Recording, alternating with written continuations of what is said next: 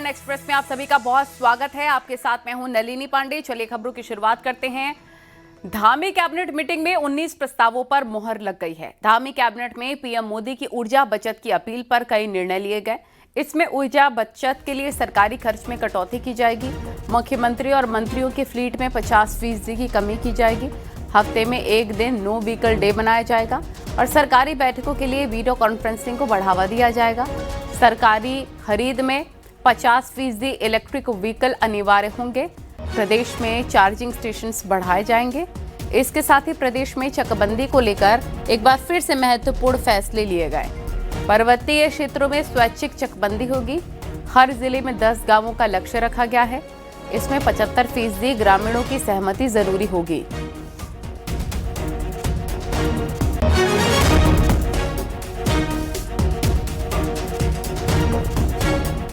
की है उसके क्रम में आज उत्तराखंड के मंत्रिपरिषद में हम सभी लोगों ने तय किया है मंत्रिपरिषद में कि विभिन्न स्तरों पर ऊर्जा की बचत के लिए, उर्वरक के कम से कम उपयोग के लिए जिन स्तर पर भी कटौती हो सकती है, व्यक्तिगत स्तर पर भी, सरकारी स्तर पर भी सभी प्रकार के निर्णय लिए गए हैं। उसमें एक एसओपी बना दी गई है जिससे कि उत्तराखंड राज्य का भी इस राष्ट्रव्यापी और जो इस समय विश्वव्यापी जो एक समस्या बनी है, ईंधन की जो आयात करने की स्थिति हमारे लिए कम से कम हो, हमारे देश के लिए कम से कम हो, उसमें हम सब अपना योगदान देंगे। ईंधन ऊर्जा की बचत को लेकर कहा गया है मिनिमम खर्च करने के लिए कभी ये भी है कि पूल करके भी मिनिस्टर्स गाड़ी पे आ जाएं और ज़्यादा बड़ा अमला इसको अवॉइड करें। इस तरह की तमाम चीज़ें हैं जो निर्णय, जिसमें कि फ्यूल का खर्चा एसी को 24 से 26 के बीच में ही उसका अप्रूव किया जाए। इस तरह के तमाम खर्चे, इसमें तमाम निर्णय लिए गए। और पीएम मोदी की अपील के बाद सीएम धामी ने बड़ा फैसला लिया। सीएम धामी आज सिर्फ 5 गाड़ियों के साथ सचिवालय पहुंची, जबकि पहले सीएम की फ्लीट में 8 गाड़ियां होती थीं। 3 गाड़ियां हटा दी गई हैं। सीएम के काफिले से कम हुई हैं गाड़ियां। आज आपने देखा होगा प्रधानमंत्री नरेंद्र मोदी भी सिर्फ 2 गाड़ियों के साथ उनका काफिला निकला है और सीएम पुष्कर सिंह धामी का भी काफिला देखिए 5 गाड़ियों में आज वो निकले हैं। सीएम धामी की फ्लीट में अब 5 गाड़ियां होंगी, पहले 8 थीं। 3 गाड़ियां फ्लीट से कम की गई हैं।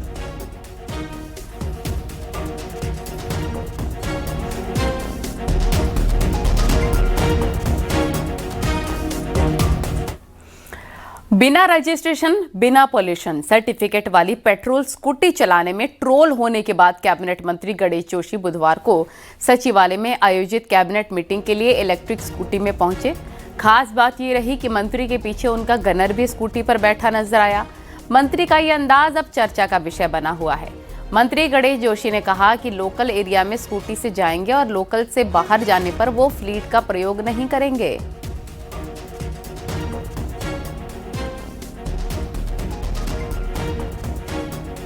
माननीय मुख्यमंत्री जी ने भी जो आह्वान किया तो मैंने उसी समय संकल्प लिया था कि मैं लोकल काम जितने भी होंगे, जहां हम संभव होंगे, हम सचिवालय जाते हैं, हम मुख्यमंत्री आवास जाते हैं, गवर्नर हाउस जाते हैं, अगल बगल के क्षेत्रों में ब्याह शादी छोटे कार्यक्रम में जाते हैं, तो मैंने कहा था कि मैं एक्टिवा से चलूंगा और एक इलेक्ट्रिक व्हीकल हम लेंगे। तो आज भी मैं, तो कल भी मैं जब लोकल कार्यक्रम में गया तो एक एक्टिवा से गया। पीएम मोदी की अपील के बाद देश भर में इलेक्ट्रिक गाड़ियों की चर्चा शुरू हो गई है। हर कोई फ्यूल बचत से लेकर पर्यावरण संरक्षण के मद्देनजर ई व्हीकल को लेना चाह रहा है। धामी कैबिनेट ने भी ईवी पॉलिसी को जल्द लाने की बात कही है। इसी से जुड़ी आपको रिपोर्ट दिखाते हैं।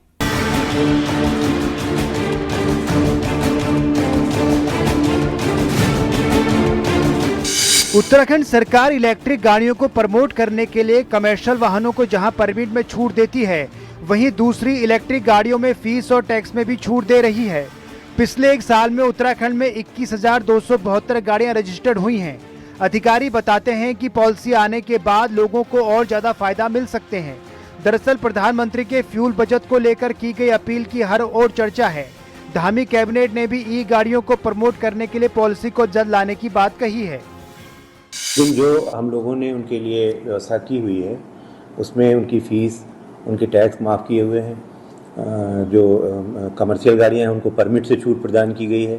तो एक तरह से प्रोत्साहन है और इसी प्रोत्साहन का परिणाम है कि अभी राज्य में लगभग 1,03,000 गाड़ियां रजिस्टर हो चुकी हैं और लगभग इतनी ही मार्गों पर संचालित हैं।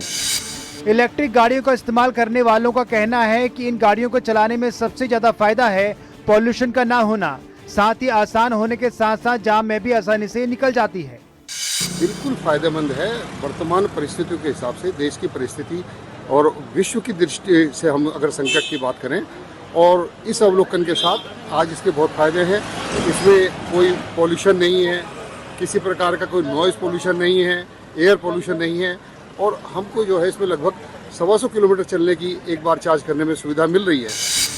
प्रदेश में इस वक्त 53,000 से ज्यादा ई रिक्शा चल रहे हैं, वहीं 33,000 से ज्यादा 2 पहिया इलेक्ट्रिक गाड़ियां लोग चला रहे हैं और जिस तरह की स्थितियां अब बन रही हैं उससे लगता है कि लोगों का रुझान अब इलेक्ट्रिक गाड़ियों की ओर बढ़ने लगेगा। न्यूज़ 18 के देहरादून से भारती सकलानी उनियाल की रिपोर्ट। प्रधानमंत्री नरेंद्र मोदी ने पेट्रोलियम पदार्थों के बढ़ते वैश्विक संकट को देखते हुए इसके सीमित इस्तेमाल की अपील की। इसका असर नैनीताल जिले में दिखने लग गया है। बुधवार को जिले के डीएम ललित मोहन रयाल खुद अपने घर से ऑफिस पैदल पहुंचे और सेव पेट्रोल का संदेश दिया है। डीएम नैनीताल ने लोगों से सीमित पेट्रोल इस्तेमाल करने की अपील भी की।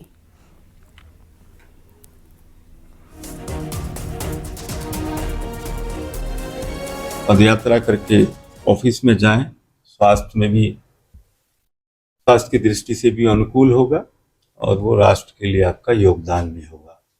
समस्त जनपद वासियों से पब्लिक ट्रांसपोर्ट का अधिकतम प्रयोग करने की अपील की जा रही है।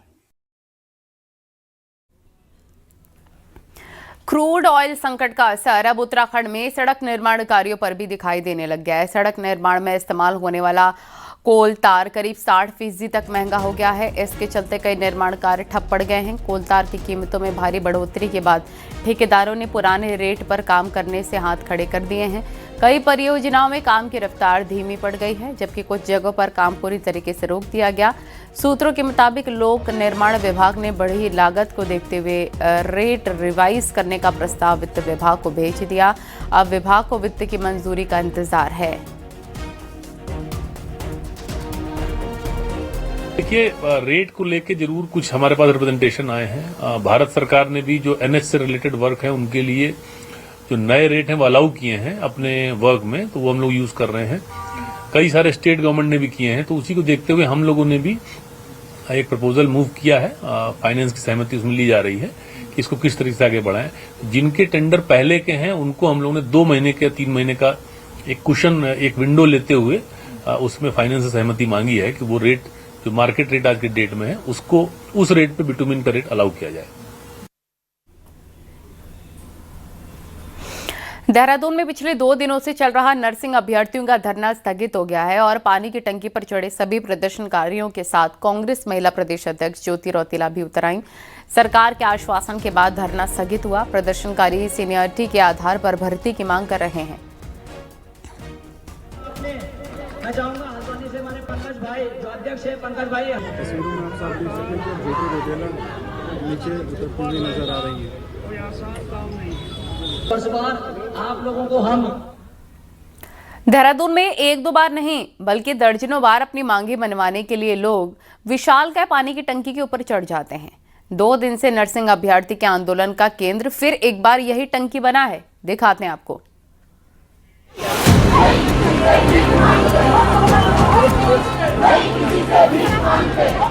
सोमवार सुबह नर्सिंग पास अभ्यर्थी सरकारी नौकरी की मांग को लेकर राजधानी के परेड ग्राउंड में बनी लाखों लीटर की क्षमता वाली पानी की टैंकी के ऊपर चढ़ गई और उनका साथ देने पहुंच गई कांग्रेस नेता ज्योति रौतेला और टैंकी पर 2 दिन तक तमाशा चला। लेकिन हैरानी की बात यह है कि हर बार प्रदर्शनकारी अपने आंदोलन के लिए इसी टैंकी को क्यों चुनते हैं, जबकि इसी टैंकी से शहर के कई इलाकों में पानी की सप्लाई होती है। आंदोलनकारियों के केंद्र में हर बार ये टैंकी ही आती है, लेकिन इस टैंकी की सुरक्षा देने में पुलिस भी नाकाम है और वो अपने अलग अलग तर्क दे रही है। एकजुट होकर अगर लड़ाई लड़ी जाए, आप एकजुट जो कि हड़ताल करें, वो हड़ताल आपकी जायज़ है। अगर हड़ताल आपकी बात नहीं मानी जाए, हड़ताल तक तो जायज़ है, लेकिन इस तरह टंकियों में चढ़ जाना, इसका मतलब आपकी मांगों में कुछ कमी है। हमारी देहरादून पुलिस वैसे लगातार सभी जो संभावित इनकी जितने भी इनके प्रोटेस्ट का जो मामला था उसको लेके हम लोगों ने अपनी तैयारियां की थी, पर उन जगहों पर सुरक्षा भी लगाई गई थी, पर पीआरडी जवान जो वहाँ सुरक्षा में लगा था उसको अनसुना करके इनके द्वारा ये टंकी पर चढ़े हैं। इनके द्वारा जो भी अपनी मांगों को मनाने का ये तरीका बिल्कुल असंवैधानिक है और इसमें जो भी वैधानिक कार्रवाई होगी वो इसमें की जाएगी। दबाव की राजनीति में संभावनाएं दिखती हैं, लेकिन नेता अक्सर भूल जाते हैं कि अगर कोई हादसा हो गया तो उस परिवार पर क्या गुजरेगी। बहरहाल बार बार हो रहे इस तरह के प्रदर्शन से ना तो प्रदर्शनकारी ही कुछ सीख रहे हैं और ना ही स्थानीय प्रशासन। सत्येंद्र बर्तवाल, न्यूज़ 18, देहरादून।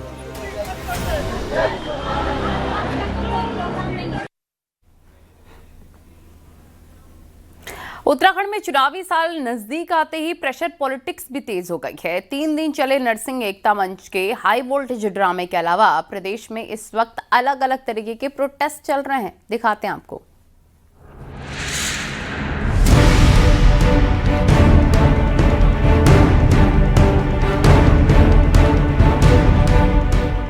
देहरादून के एकता विहार का ये ग्राउंड बकायदा उन लोगों के लिए बनाया गया है जो अपनी बात सरकार तक पहुंचाना चाहते हैं। नरसिंह एकता मंच ने यहां तकरीबन 3 महीने तक धरना दिया तो बगल में ही गैरसैंण को स्थायी राजधानी बनाने की मांग को लेकर 67 दिन से आंदोलन चल रहा है। वहीं बगल में ही चक्राता का दिव्यांग युद्धवीर भ्रष्टाचार के खिलाफ आवाज उठाए हुए है। बीजेपी कहती है कि चुनावी साल में इस तरह के आंदोलन जोर मारने लगते हैं। तो हमारी डिमांड तो यही है कि आप जो है गैरसैंण राजधानी बनाएं, और आप सही कह रही हैं कि ये 5वां जो चरण चल रहा है आंदोलन का, इससे पूरे 4 चरण हो चुके हैं और हमने तो दिल्ली के जंतर मंतर से लेके चौकुटिया, कर्णप्रयाग, रुद्रप्रयाग और बागेश्वर और कई जगह जो है ये आंदोलन चलाया है। और अब 8 मार्च से हम यहाँ लगातार क्रमिक अनशन में बैठे हैं, ये आमरण अनशन में भी बदलेगा। देखिए, ये तो रहता है कि जो भी दल सत्ता में होता है वो प्रयास करता है कि उसके विरुद्ध नकारात्मक वातावरण ना हो, तो उसके नाते वो कोशिश करता है लोगों को बातचीत करने की, उनकी मांगों को विचार करने की, आगे बढ़ने की और उसका समाधान करने की। लेकिन जो लोग सरकार चला रहे हैं या चलाते हैं, उनको ये भी देखना पड़ता है कि मांगे कितनी जायज हैं। एक्टिविज्म से निकला उत्तराखंड तरह तरह के आंदोलनों का गवाह रहा है। नेताओं के लिए राजनीति चमकाने का इससे बेहतरीन मौका कोई नहीं। वहीं अपनी मांगों के लिए बैठे संगठन ये मानकर चलते हैं कि दबाव की राजनीति में क्या पता उनकी लॉटरी खुल जाए। न्यूज़ 18 के लिए देहरादून से भारती सकलानी उनियाल की रिपोर्ट। चमोली में बद्रीनाथ हाईवे पर हादसा हो गया और कुहेड़ के पास एक बस और ट्रक के बीच भीषण टक्कर हो गई। हादसे में कुछ यात्री घायल भी हुए, इनका अस्पताल में इलाज जारी है। हादसे के बाद हाईवे पर लंबा जाम भी लग गया और बस में सवार यात्रियों का कहना है कि ट्रक ड्राइवर की गलती से हादसा हुआ है।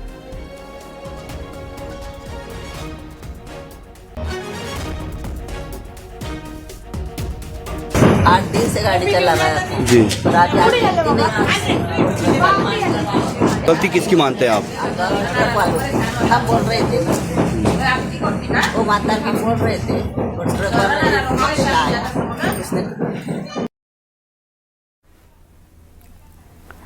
और हरिद्वार के सुल्तानपुर में ऊंची मीनार वाली मस्जिद में गैरकानूनी ढंग से निर्माण होने की सूचना पर प्रशासन हरकत में आ गया।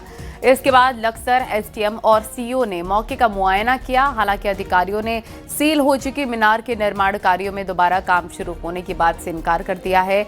एसडीएम लक्सर अनिल शुक्ला के मुताबिक मस्जिद कमेटी की ओर से फर्श की घिसाई का काम कराया जा रहा था। दरअसल सुल्तानपुर में स्थित इस मस्जिद में मानकों को ताक पर रखकर ऊंची मीनार बनाई जा रही थी। इसके बाद बीते साल यहां प्रशासन ने निर्माण कार्य रुकवा दिया था। यहाँ पर निर्माण कार्य जारी हो रहा है। कमेटी के जो चेयरमैन हैं, अध्यक्ष हैं, इनके साथ जो है मौका मुआयना भी किया गया। इनके द्वारा बताया भी गया कि जो है यहाँ पर जो लोग बैठते हैं उनको जो है कुछ चुभता है, क्योंकि इसकी जो फर्श है, फ्लोर है, उसकी अभी जो है रबिंग नहीं हुई है। तो वही रबिंग का काम जो है वो भी हाथ के द्वारा किया जा रहा था, मशीन के द्वारा नहीं किया जा रहा था। देहरादून में सॉफ्टवेयर इंजीनियर के अपहरण, लूट और पुल से फेंके जाने का मामला फर्जी निकला है। पुलिस ने मामले में एक आरोपी को गिरफ्तार किया है। पुलिस पूछताछ में आरोपी ने बताया कि आकाश खुद उनकी स्कूटी पर बैठा था। बाद में तीनों प्रेमनगर क्षेत्र के निर्माणाधीन पुल पर पहुंचे, जहां पर साथ बैठकर देर रात तक शराब पी गई। इसी दौरान मोबाइल फोन को लेकर विवाद और छीना झपटी हुई। इसमें आकाश नीचे गिर गया। पुलिस के मुताबिक जांच में अपहरण कर जबरन ले जाने या पुल से धक्का देकर फेंकने जैसी बातें सामने नहीं आई हैं। ये बात सामने आई थी कि उसका अपहरण कर और उसको अपहरण कर ले जाया गया। ये बात बिल्कुल सिद्ध नहीं हुई है। ये घटना में भी क्लियर हो गई है, जो पूछताछों से भी क्लियर हो गई है कि वो स्वेच्छा से उनके साथ गया था। और साथ ही साथ जैसे मैंने कहा कि घटनास्थल भी तकरीबन 50-55 मिनट के आसपास रहे, वहाँ उनके द्वारा खाया पिया गया। और उसके बाद जब उससे मोबाइल वगैरह के लिए बातचीत होने लगी, भाई मोबाइल दो, तब उनको छीना झपटी में उसे पैसे और मोबाइल उसके द्वारा ले लिया गया और छीना झपटी में वो नीचे गिर गया। और अब आपको दिखाते हैं पहाड़ टॉप 10 न्यूज। हल्द्वानी में पुलिस ने 4 लाख की चरस के साथ एक तस्कर को गिरफ्तार कर लिया है। चंपावत के टनकपुर में आग ने कई दुकानों को अपनी चपेट में ले लिया। फायर ब्रिगेड की टीम ने आग पर काबू पा लिया है। टिहरी में एशियन डेवलपमेंट बैंक द्वारा किए जा रहे सौंदर्यीकरण कार्यों की धीमी रफ्तार को लेकर स्थानीय व्यापारियों ने प्रदर्शन किया। रुद्रपुर में नीट का पेपर लीक के मामले में NSUI के कार्यकर्ताओं ने प्रदर्शन किया और केंद्र सरकार का पुतला फूंका। हरिद्वार में कांग्रेस नेता करण माहरा ने कार्यकर्ताओं के साथ मीटिंग की। 2027 चुनाव को लेकर चर्चा की गई। लालकुआं नगर पंचायतों में भ्रष्टाचार मामले की जांच शुरू हो गई है। डीएम के आदेश पर हल्द्वानी के सिटी मजिस्ट्रेट ने जांच शुरू कर दी है।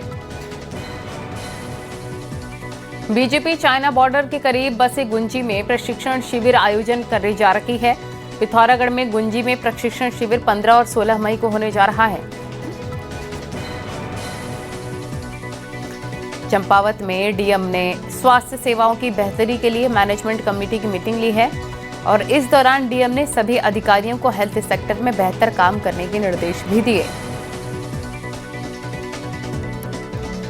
बागेश्वर में सीबीएसई 12वीं बोर्ड रिजल्ट में स्पर्श पांडे ने 95.4% अंक हासिल कर जिले में टॉप किया है। पिथौरागढ़ के कुमौड़ वार्ड में सीवर लाइन का काम शुरू हो गया है। मेयर कल्पना देवलाल ने सीवर लाइन का उद्घाटन किया।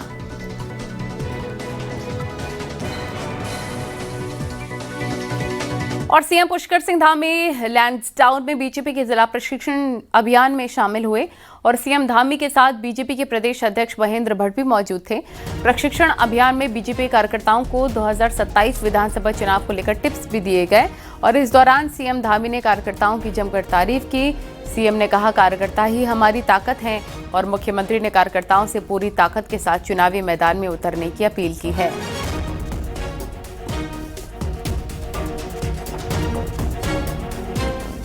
तो मुझे पूरा विश्वास है कि हम तीसरी बार भी उत्तराखंड में राष्ट्रवाद की विजय का ध्वज फहराएंगे हम सब मिलकर। साथियों, आपके ही प्रयासों से सरकार की नीतियां और योजनाएं जन जन तक पहुंच पाती हैं। आप सभी उसके वाहक हैं। आप सेतु का काम करते हैं और समाज के अंतिम व्यक्ति के जीवन में सकारात्मक परिवर्तन लाने का काम आप सबके माध्यम से ही संभव हो पाता है।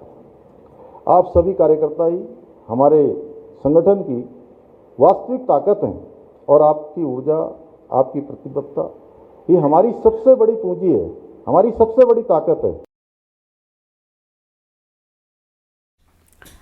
सीबीएसई ने 12वीं का परीक्षा परिणाम आज जारी कर दिया है। इसमें लड़कियों का पासिंग परसेंट 85.5 रखते हुए एक बार फिर से लड़कियों ने बाजी मारी। देहरादून रीजन ओवरऑल रिजल्ट इसमें 17वें नंबर पर रहा है। देहरादून रीजन में इस साल कुल 81.42% स्टूडेंट उत्तीर्ण हुए हैं।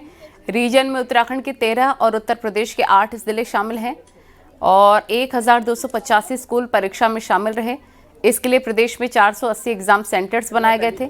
रिजल्ट में छात्रों का पासिंग आउट परसेंटेज 77.9 रहा, जबकि छात्राओं ने एक बार फिर से बेहतर प्रदर्शन करते हुए 85.8% हासिल करके एक बड़ी कामयाबी हासिल की। First of all CUET then DU accomplish करना है एंड CUET की प्रिपरेशंस चल रही हैं, अभी एग्ज़ाम्स नहीं हुए हैं। उसके अलावा 12th के लिए बोर्ड्स के लिए of course NCERT and then teachers के नोट्स से थोड़ा ज़्यादा किया था, बट हाँ इतने में सेटिस्फाइड हूँ। और I really thank Alok sir and Gurmeet sir for always standing for me at all the time when I needed them the most. So thank you so much Alok sir and Gurmeet. Exam से एक महीना पहले मैंने रात भर उठ के पढ़ाई करी, पर उससे पहले तो नहीं करी थी, सच बताती हूँ। मैंने उससे पहले पूरा जहाँ घूम सकते थे वहाँ घूमा, जितने मजे कर सकते थे उतने मजे किए। बस थोड़े दिन थोड़ा सा फोकस किया तो उससे हो गया। खबरें जारी रहेंगी, रुकेंगे छोटे से ब्रेक के लिए।